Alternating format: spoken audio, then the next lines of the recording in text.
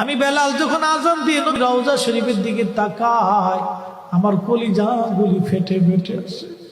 আমি বরদাস্ত করতে পারি না, সহ্য করতে পারি না। মদিনাতে দাঁড়ায় থাকবে, দুই রকমের হাজি পাবে।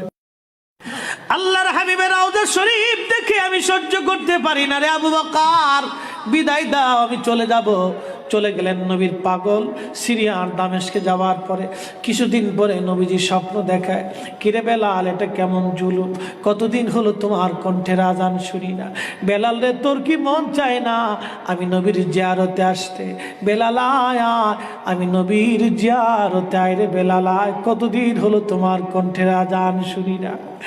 স্বপ্ন যখন নবীজি দেখাইছে, এ মুসলমান, হযরতে বেলাল সুদূর সিরিয়ার দামেস্ক থেকে পাগলের মতো দৌড়াইলেন, পাগলের মতো ছুটে আসলেন।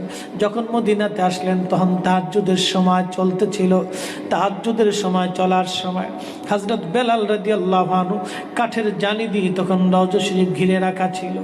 ওই জালির পাশে বসে বসে জালির সঙ্গে মাথা টেকাইয়া নবীর পাগল বসে বসে গুনগুন গুনগুন করে কাঁদে আর বলে,